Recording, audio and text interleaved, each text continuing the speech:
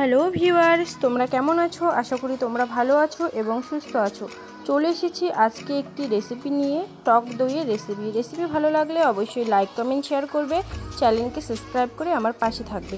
তো বন্ধুরা দেখো, এখানে আমি 1 গ্লাসের মতো দুধ নিয়েছি। তো এখন আমি একটা পাত্রের মধ্যে দুধটাকে জাল করে নেব। তোমরা চাইলে ঠান্ডা দুধ দিয়েও তোমরা টক দই বানিয়ে নিতে পারো।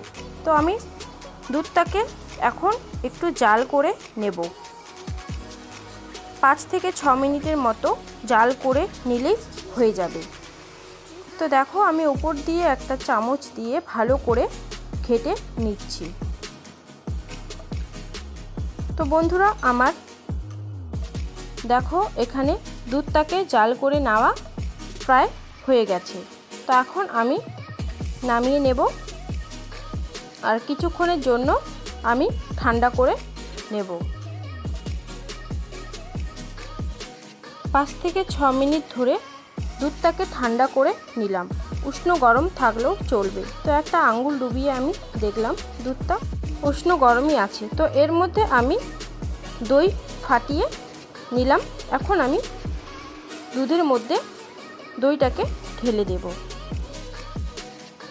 ঢেলে দিলাম। এখন একটু ভালো করে চামচ দিয়ে মিশিয়ে নেব। দুটো উপকরণ দিয়েই বাড়িতেই খুব সুন্দরভাবে এই গরমে তোমরাও বাড়িতে চেষ্টা করো দই বানানোর, টক দই। তো দেখো, আমি ভালো করে মিশিয়ে নিলাম। তো এখন আমি ছোট একটা টিফিন এর মধ্যে ঢেলে নেব। তোমরা চাইলে কাচের বয়াম বা মাটির হাঁড়ির মধ্যেও রেখে দিতে পারো। তো এখন আমি ঢেলে নেব।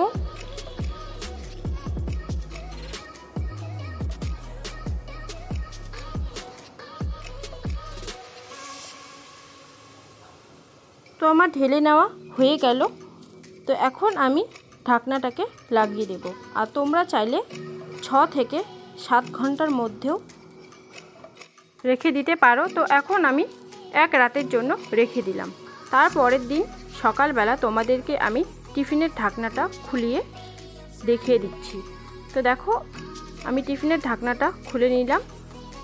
তো আমি নিয়েছি একটা কাচের বাটির মধ্যে। আমি এখন দইটাকে তুলে নেব। তো প্রথমে আমি দইয়ের উপরের যে জলটা আছে ওই জলটাকে আমি তুলে রেখে দিচ্ছি। আর এই জলটাকে আমি ফেলে দিব না, এটাও খাওয়া যাবে। তো দেখো, খুব সুন্দরভাবে দইটা জমাট বেঁধে গেছে। তো এখন আমি কাচের বাটির মধ্যে তুলে নেব পরিবেশন করার জন্য। আর এই প্রচণ্ড গরমে বাড়িতেই এইভাবে দই বানিয়ে খেলে সবারই ভালো লাগবে আর প্রচুর শরীর সুস্থ থাকবে।